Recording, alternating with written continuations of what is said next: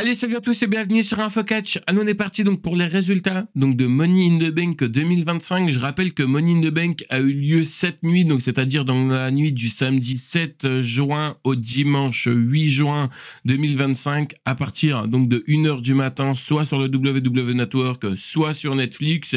Et honnêtement, franchement, je trouve qu'on a assisté à un pay-per-view assez correct. Je dirais peut-être même le mot dents de scie. C'est comme ça que je pourrais résumer ce pay-per-view. Les seuls points marquants de ce pay-per-view, hein, c'est deux très bons matchs qui sont uniquement lors de cette soirée, le Money in the Bank masculin et le Money in the Bank féminin. On va bien sûr en parler lors de cette vidéo. Débutons tout simplement avec l'un des meilleurs matchs de la soirée où on a eu ce Money in the Bank féminin avec Naomi, Yulia, Roxanne, Alexa Bliss, Rhea Ripley et Stéphanie, vainqueurs. Bon, honnêtement, franchement, quand on regarde un petit peu les pronostics qu'on avait fait avec Lionel, on a essayé donc de vraiment se mettre sérieusement à trouver qui pourrait être Miss Money in the Bank en éliminant certains noms. Et c'est vrai qu'on avait très rapidement éliminé Rhea Ripley. Et puis, au fur et à mesure, on était arrivé à plus ou moins que ça soit Alexa Bliss qui devient Miss Money in the Bank. Pourquoi? Parce que déjà, ça faisait un moment qu'elle n'était plus devenue Miss Money in the Bank. Elle a fait un retour incroyable au Royal Rumble et on se dit qu'il y a de la hype pour Alexa Bliss, surtout en plus avec le public. Il y a eu une hype incroyable, donc autant continuer sur la lancée. Mais je disais à Lionel, une fois que j'avais dit que mes pronostics allaient être également Alexa Bliss et tout, et qu'on allait passer à la suite, je me dis, imagine, je sais pas, j'ai eu une révélation comme ça, je me dis, imagine, il donne cette mallette Money in the Bank à la personne qu'on s'attend le moins lors de cette soirée, et honnêtement, entre tous les noms que je vous ai cités, la personne qu'on s'y attend le moins, c'est le cas donc de Naomi, tout simplement, parce que quand tu regardes le parcours de Naomi à la WWE, c'est pas vraiment folichon, on va pas se mentir, mais c'est vrai, honnêtement, c'est pas oufissime. Et du coup, qu'est-ce qu'ils nous ont fait? Ma petite voix à l'intérieur a eu bon, parce que victoire donc de Naomi qui devient pour la première fois donc de sa carrière Miss Money in the Bank. Bon, j'ai envie de lui dire félicitations. Maintenant, on verra un petit peu sur qui elle va encaisser cette mallette Money in the Bank. Est-ce qu'elle sera intelligente? Est-ce qu'elle l'encaissera sur la championne principale ou sur le titre des États-Unis ou le titre intercontinental? Parce que vous savez, maintenant, la mallette Money in the Bank peut être également aussi encaissée sur un titre pas forcément important, mais je dirais plutôt un titre majeur. Enfin, pas important. Normalement, tous les titres devraient être importants, mais ce que je veux dire par là, c'est que en général, on a plutôt l'habitude que Mister ou Miss Money in the Bank encaisse sur un titre principaux que sur des titres secondaires comme le titre intercontinental ou le titre des États-Unis. Donc pareil, on verra bien quel choix elle fera. Et puis honnêtement, sinon, juste pour revenir dans la globalité du match, honnêtement, franchement, comme je vous l'ai dit, ça a été pour moi l'un des meilleurs matchs de la soirée. Puis voilà, malheureusement, Naomi nous a surpris et puis on verra bien en tout cas quelle sera la suite. J'ai pas envie de trop détailler parce que, encore une fois, j'ai du mal à comprendre la décision de la WWE sur ce coup-là. Bon, après, c'est vrai qu'on en a parlé également aussi, donc dans notre live réaction qui sera retrouvée juste après ces résultats. Mais c'est vrai que honnêtement, franchement, j'ai eu beaucoup de mal de toute manière, que ce soit Lionel, Jimbo qui était avec moi. On en parle un petit peu plus en détail concernant donc notre réaction sur la victoire donc de Naomi. N'hésitez pas d'ailleurs, si vous le souhaitez, à nous donner également la vôtre donc dans l'espace commentaire.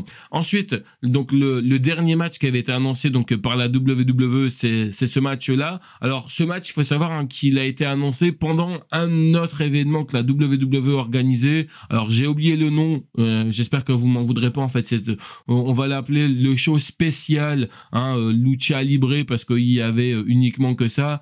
Vous savez, la WWE a racheté la AAA, donc du coup c'est un petit peu NXT, WWE et AAA. De base, ils avaient dit que c'était NXT et AAA, mais il y avait beaucoup plus de lutteurs, de la WWE dans le roster principal que celui donc dans NXT, donc voilà. Enfin bref, vous avez compris. Et pendant ce show-là important, enfin ce pay-per-view-là, il y a eu un segment avec Dominic Mysterio et Octagon qu'on a vu très rapidement du côté de Money in the Bank. Et donc du coup, le voilà du pourquoi, du comment ce match a eu lieu. Comme je vous ai dit juste avant, on a eu un excellent match avec le Money in the Bank féminin. Et là, il fallait redescendre en intensité. Et en fait, voilà pourquoi ce match a eu lieu. Parce que honnêtement, certes, c'était un match de championnat pour le titre intercontinental de Dominic Mysterio. Moi qui ne connaissais pas Octagon, franchement, on a été déçus de ce match. Il n'a pas duré extrêmement longtemps, mais ça a été d'une nullité ce match. C'est incroyable. On a vraiment... En fait, c'est ça que je vous dis. Tu sens vraiment que c'est vraiment le truc qui a été prévu à la dernière minute en se disant « Putain, c'est vrai, merde, on a Money in the Bank qui arrive juste après. » Au lieu de laisser 4 matchs comme ça et puis te dire bah voilà, au moins ça permet d'avoir plus de temps pour créer de nouvelles rivalités, que ce soit dans le Money in the Bank féminin ou dans le Money in the Bank masculin, tu laisses tes lutteurs s'exprimer comme ils le veulent, vraiment avec beaucoup plus de temps. Moi, ça m'aurait pas dérangé d'avoir un Money in the Bank féminin 30 minutes, un Money in the Bank masculin 40 minutes. En plus, ils peuvent le faire et tout. Mais non, il faut qu'ils nous rajoutent un match qui n'a servi strictement à rien. Parce que, bah, honnêtement, est-ce que vous pensez vraiment que Dominic Mysterio a perdu son titre? Il est toujours champion intercontinental avec toujours la belle et la sublime... Liv Morgan à ses côtés, bref, on va passer à autre chose parce qu'honnêtement, franchement, j'ai rien à dire sur ce match, hormis qu'il a été vraiment pourri. Ensuite, le match qui a été le plus surprenant de la soirée, c'est le match opposant Lyria Valkyria face à Becky Lynch pour le titre intercontinental de Lyria Valkyria. Alors, je rappelle qu'il y avait 2 stipulations dans ce match. Si Lyria Valkyria conserve son titre, Becky Lynch n'a plus le droit d'avoir de match de championnat face à Lyria Valkyria jusqu'à ce qu'elle perde son titre. Et à l'inverse, si c'est Becky Lynch qui gagne, Lyria Valkyria doit reconnaître Becky Lynch en tant que la nouvelle championne, donc en lui levant la main. Bon, je pense que vous l'avez compris, malgré... Alors, il faut savoir que ce match-là, pareil, il a été excellent. Mais quand je vous dis qu'il a été très bon, il a été très bon. Mais la fin, honnêtement, franchement, je sais pas, mais c'est un peu du foutage de gueule, la WWE. Vous débutez très bien, comme je le rappelle, avec le Money in the Bank féminin. Ok, on se dit, putain, enfin, yes, t'as un bon pay-per-view là. Je pense qu'on va passer une bonne nuit. Tu nous déçois avec le deuxième match de la soirée, bon, ce qu'on peut comprendre. Tu débutes, putain de bien, avec ce Lyria Valkyria qui défend son titre intercontinental face à Becky Lynch. Tu vois que les deux sont très doués sur le ring, très bonnes. Et qu'est-ce que tu nous fais à la fin? Tu nous fais un truc tout pourri où Becky Lynch tient le slip bar à Lyria Valkyria pour gagner ce titre. Enfin, j'ai vraiment trouvé ça vraiment merdique et ils se sont plus ou moins rattrapés, mais vraiment à la toute fin, là où on s'y attendait vraiment. Au bout d'un moment, faut arrêter de nous prendre pour des cons, mais franchement, à quoi ça sert d'avoir donné le titre à Becky Lynch? Ça a juste servi à ce qu'à un moment donné, t'as Lyria Valkyria qui, au bout d'un moment, en avait marre que Becky Lynch l'humilie parce qu'il fallait qu'elle célèbre, fallait qu'elle lève le bras donc de Becky Lynch un peu partout dans le coin du ring. Donc du coup, ça énervait Lyria Valkyria qui, au bout d'un moment, lui a pété la gueule. Bon, de toute manière, encore une fois, à chaque fois, ça sert à rien en fait. Ce segment n'a servi strictement à rien. Si c'est pour rendre Lyria Valkyria heel, honnêtement, franchement, ça n'a servi à rien. Enfin, elle a plutôt été face cette nuit que heel. Bon, est-ce qu'on va encore une fois repartir dans cette rivalité? J'en ai aucune idée, mais franchement, moi, honnêtement, je suis très déçu qu'on a une nouvelle fois privilégié Becky Lynch pour le titre intercontinental parce que, madame, voilà, Elle n'a jamais eu le titre intercontinental. Du coup, il faut lui donner le titre intercontinental féminin. Faut arrêter de nous prendre un peu pour des cons. J'aurais plutôt préféré qu'on continue à construire une histoire entre les deux plutôt que ça y est, au deuxième défense de titre à Money in the Bank, on fait perdre Lyria Valkyria. J'espère en tout cas que Lyria Valkyria, vous avez un peu des projets pour elle là. Parce que certes, la meuf est la première championne intercontinentale où elle a, pour moi, correctement bien représenté le titre intercontinental féminin. Elle sera en première page hein, des livres de l'histoire du titre intercontinental féminin, ça, il n'y a pas de problème. Mais j'espère qu'en tout cas, les livres d'histoire retiendront que certes, elle a perdu son titre là du côté de Money in the Bank avec un tenage, je ne sais pas si ça se dit, de slibard de la part de Becky Lynch, mais j'espère qu'après, il y a des projets. Hein. Là, vous avez King et Queen of the Ring qui arrivent rapidement, où la vainqueuse et le vainqueur a le droit d'avoir un match de championnat. J'espère que vous allez nous mettre Lyria Valkyria en Queen of the Ring. Ou alors vous vous débrouillez comme vous voulez avec Lyria Valkyria, mais il faut la remettre en avant, cette meuf.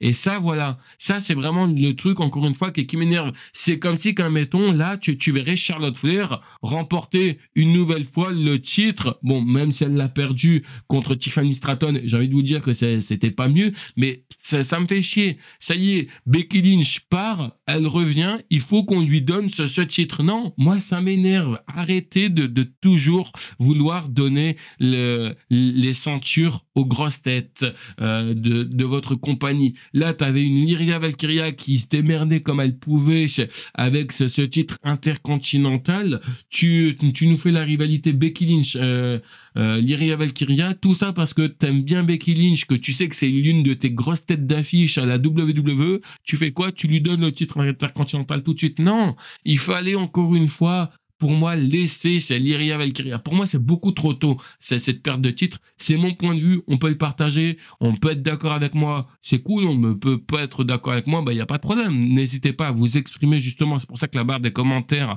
est là pour ça. Mais honnêtement, franchement, j'ai vraiment été déçu, et pour moi, c'est beaucoup trop tôt, et je suis très content qu'à la fin, elle a pu péter la gueule à Becky Lynch. Je vais m'arrêter là, sinon à chaque fois, je vais me répéter, ça va vraiment devenir être chiant. Mais en tout cas, je suis déçu pour la fin de ce match.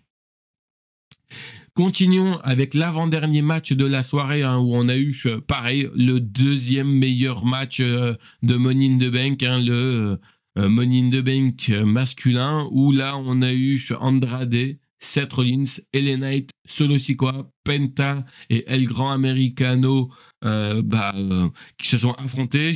Bon là, honnêtement, hein, je pense qu'on a tous parié. Alors, j'ai pas été voir hein, tous les pronostics des autres YouTubers catch, mais là, honnêtement, avec Lionel, on a vu juste, hein, on s'est dit bon, Andrade, ça aurait pu être fun, mais faut pas déconner parce que ils en ont plus rien à foutre. Et les Knights, ça aurait pu être cool, mais faut pas non plus déconner. C'est vrai que on aurait pu se dire, t'aurais pu mettre là encore une fois en avant Solo Sikoa. T'aurais pu également aussi mettre en avant Penta qui, honnêtement, depuis un moment, il est un petit peu humilié du côté de la WWE et honnêtement, franchement, je trouvais ça un petit peu dommage.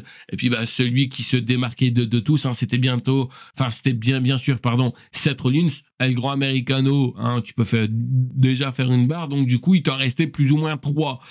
Et qu'est-ce qui va se passer hein, à un moment donné, tu vas avoir Seth Rollins hein, qui va appeler Braun Breaker et Bronson Reed hein, qui vont débarquer et ils vont venir un petit peu faire le ménage. Sauf que vous le savez, comme vous avez vu ou non le dernier épisode de SmackDown, il y a eu un face-à-face entre Jacob Fatu, Solo Sikoa et je crois que c'est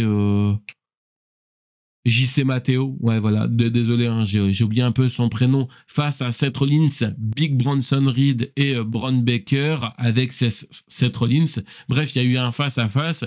Et donc là, ils se sont pété la gueule. Donc du coup, ça a permis à ce que Jacob Fatu de redébarque et tout. Enfin bref. Et ça nous a laissé un champ libre qui va être favorable en quelque chose qu'on attendait tous depuis un moment. Ça y est, enfin, ça va arriver. On a Solo Sikoa qui va s'apprêter justement à décrocher cette manette Money in the Bank. Plus rien ne peut lui arriver jusqu'à ce que Jacob Fatu en a décidé autrement, parce qu'enfin, Jacob Fatu pète la gueule de Solo Sikoa, et ça, enfin, oui, là, on était très contents. Donc, dans notre live réaction, vous allez entendre notre réaction, on était très contents. Oui, enfin, ça fait du bien. J'ai même pas été surpris, en fait. Je me suis dit, ok, bon, de toute manière, ça fait longtemps qu'on attendait ça. Ça fait longtemps qu'on attendait que Solo Sikoa se fait péter la gueule par Jacob Fatu. Et comme je vous l'ai dit précédemment dans mes différentes vidéos, que ce soit sur cette chaîne-là ou sur mon ancienne chaîne, je vous avais dit qu'à un moment donné, c'est pas possible. On va nous teaser ce Solo Sikoa Jacob Fatu. Et là, c'est arrivé. Et pareil, j'ai hâte d'être déjà à SmackDown la semaine prochaine pour voir ce qu'il se passera entre les deux, sachant que là, il lui a dit « je te déteste » et il lui a pété la gueule. Donc, quelle sera la suite pour Jacob Fatu et Solo Sikoa? On saura vraiment la semaine prochaine. Et donc, du coup, ça a permis à ce que Seth Rollins décroche après, 10 ans plus tard. Je crois que c'était 10 ans, ouais, ça doit être ça. Enfin, 10-11 ans, mais je crois que c'est plutôt 10 ans.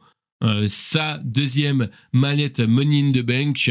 Bon, certes, il a été aidé par Big Bronson Reed et par Braun Baker, mais c'est pas c'est pas eux spécialement qui l'ont permis d'aider. C'est plutôt ce segment-là qui s'est passé juste avant avec Jacob Fatu et Solo Sikoa. Mais honnêtement, franchement, j'étais pas surpris que c'était Seth Rollins. On s'attendait vraiment à la dernière minute à ce qu'on aurait pu potentiellement, pourquoi pas, avoir CM Punk qui débarque, qui coûte justement la victoire à Seth Rollins. Ça aurait pu être encore une nouvelle fois fun, mais après, il fallait reconstruire aussi d'autres coéquipiers pour CM Punk. Et on sait que CM Punk en équipe, ça fonctionne pas très bien. On a vu, souvenez-vous, avec la Nexus Étoile Époque. Bref, ça c'est un autre sujet. Désolé pour ma voix qui commence à casser.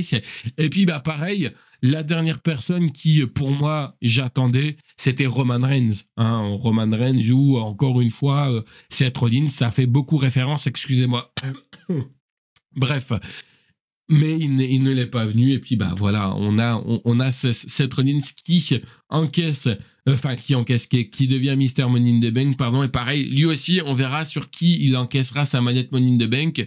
Plusieurs solutions s'offrent à lui, que ce soit le titre de Jey Uso, le titre de John Cena, le titre intercontinental de Dominic Mysterio, mais ça m'étonnerait qu'il s'intéresserait au titre de Dominic Mysterio, et le titre des États-Unis que détient Jacob Fatu, mais je pense qu'il n'encaissera pas sur Jacob Fatu. Bref, pardon, je coupe pas, on s'en fout, je suis désolé, j'ai un peu la voix cassée.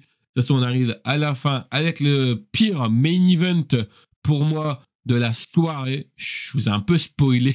Je suis désolé. Bref, bon, donc on a eu Jey Uso qui a fait équipe avec Cody Rhodes et qui ont fait face à John Cena et Logan Paul. Honnêtement, franchement, ce main event était horrible. J'en pouvais plus. J'avais qu'une seule chose, c'est que ça se termine pour que j'aille vite me coucher parce que j'en avais strictement rien à faire de ce main event. Alors pourtant, vous pouvez me dire, waouh, c'est un match de John Cena, t'es fan de John Cena, qu'est-ce qui s'est passé? C'était de la merde, ça a été construit comme de la merde. Le seul truc qui, honnêtement, pour moi, m'aurait fait penser à quelque chose qui aurait pu être très cool, c'est que si on n'avait pas la présence donc de tous ces catcheurs, non mais honnêtement, franchement, est-ce que vous voyez Jey Uso, Cody Rhodes face à John Cena et Logan Paul, est-ce que ça vous fait rêver? Déjà, qu'est-ce qu'encore une fois, ça va être un débat qui va encore une fois me casser les couilles. Je suis désolé d'être vulgaire, c'est pas à mon habitude, mais là, il faut arrêter de nous prendre un peu pour des cons. Qu'est-ce que Logan Paul vient foutre là? Le mec, il est nul à chier, il te sort un spot ou deux par... gros pay-per-view, il n'est pas là tous les semaines comme peut être là un Cody Rhodes, un Jey Uso, un John Cena à l'époque. Bref, qu'est-ce que ce mec déjà vient foutre là, alors que de base, il est youtubeur et que c'est encore une fois un côté pognon comme d'habitude. Et puis, bah, pareil, Jey Uso, Cody Rhodes en équipe, quoi. C'est du n'importe quoi. Bref, sauf que bah, ce qui s'est passé, c'est que notre sauveur est venu nous se sauver la mise. Et j'ai envie de vous dire, bon, de toute manière, vous l'avez vu, hein, parce que je me suis un peu trompé de touche, c'est pas grave. On a... Merde, pardon. Je suis désolé, je me suis encore une fois trompé de touche. Je suis nul, hein, vous voyez, ça me gonfle à quel point que... Bref. Donc du coup, je disais, notre sauveur est venu nous sauver au moment où on a Cody Rhodes, Jey Uso et Logan Paul qui sont KO. On a John Cena qui a foutu un coup de ceinture donc dans la tête donc de Cody Rhodes. On allait revoir encore une fois ce qui allait se passer donc dans le main event de WrestleMania 41. Sauf que là, quelqu'un en noir débarque pour venir attaquer John Cena. Et qui c'est?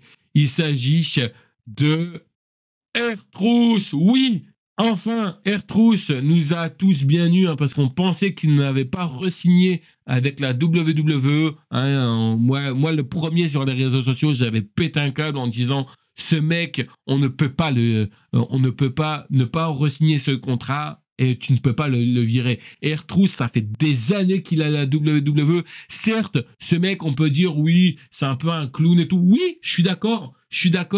C'est un clown et tout. Mais ce mec est tellement fun. Le mec, même tout le monde, quand ils ont appris qu'il n'avait pas re-signé, tout le monde dans les vestiaires était dégoûté. Parce que R-Truth, c'est un peu le mec que, quand tu es en dépression, il arrive et il te rend du bon moqueur. Ce mec est tellement fun et ça se voit, putain, ça se sent. T'as même pas besoin d'être à la WWE pour ressentir ça. Le mec, il a tout en lui. Et j'espère, et là, c'est le fan de John Cena qui vous parle en moi. Là, c'est pas Dylan hein, qui vous parle, c'est vraiment le fan de John Cena en moi.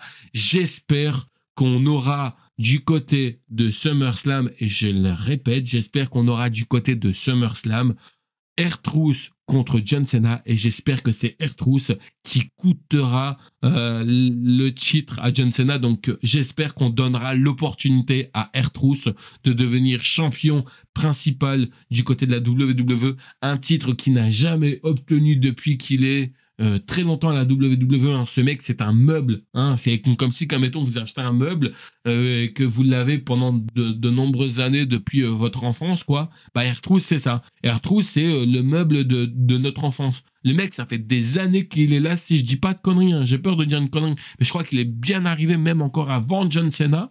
Donc, pour vous dire à quel point ce mec déjà est tellement fun, et c'est vraiment un mec que tu ne touches pas, quoi. Tu vois, c'est vraiment le cadre familial dont tu ne touches pas du tout qui vaut une fortune absolue. Puis en plus, hein, TKO qui, comme vous l'avez plus ou moins remarqué, mais maintenant hein, qui se gave un peu de pognon.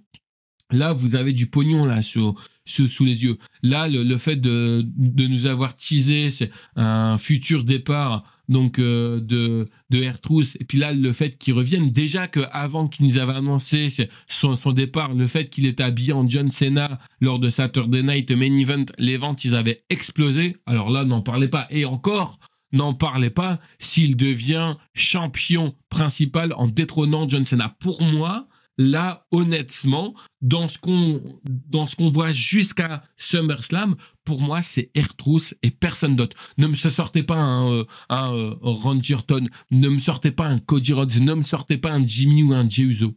Le mec qui doit détrôner John Cena à l'heure actuelle, avec tout ce qui s'est passé depuis le début de sa carrière jusqu'à maintenant, c'est ce R-Truth.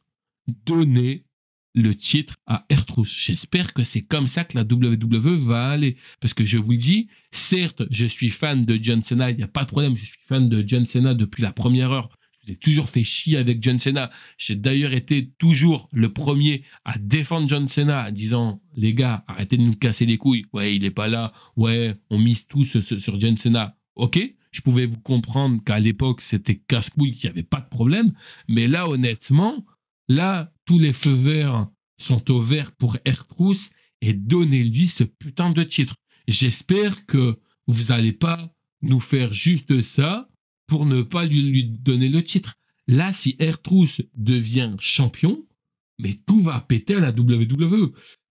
Ça va péter, mais dans le sens positif. C'est-à-dire que déjà, eux qui veulent se gaver, un TKO qui veulent se gaver de pognon, là, le fait que R-Truth va gagner, ça va péter. Ça va péter au niveau du merchandising. Ça, vous pouvez être sûr.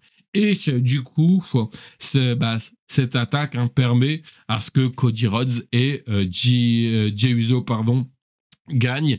Puis voilà un petit peu ce qui s'est passé du côté donc du Money in the Bank. Je suis désolé, ça a duré plus de 25 minutes. Les pronostics, c'est pas mon habitude que la vidéo dure trop longtemps, parce que en général, on est plus là en train de faire rapidement ce qui s'est passé que de rentrer vraiment dans le vif du sujet. Moi, j'aime pas trop que les résultats après soient trop longs, parce que je sais que ça énerve les gens. Ils regardent pas un peu trop, ils veulent qu'on va droit au but. Mais je suis désolé, là, j'étais obligé sur certains matchs de vraiment donner mon avis, que je vous ai plus ou moins donné également aussi donc dans le live réaction. Je suis encore une fois désolé également si ma voix n'a pas été avec moi, j'ai un peu la voix cassée, je suis un peu malade, je suis désolé. Et pareil, si je me suis répété plusieurs fois, j'en suis énormément désolé, je le fais pas exprès, je m'en rends pas compte, je suis désolé, je sais que ça peut être agaçant pour les gens qui écoutent, mais j'avais besoin de m'exprimer, je suis comme ça. Voilà, encore une fois, je suis désolé si je vous ai un peu gâché en répétant pas mal de choses, les mêmes choses, mais je voulais qu'au moins, tu vois, tout le monde comprend et qu'on ne peut pas se dire ouais, mais en fait, il a jamais dit ça, ou oui, si, il l'a dit. Enfin bref. Allez, quant à moi, je vous retrouve plus tard pour une prochaine vidéo. Allez, bye tout le monde. Et puis, pareil, n'hésitez pas à aller checker la chaîne YouTube et la chaîne Twitch également, de Jimbo, que je vous mettrai bien entendu dans la description. Allez, bye tout le monde.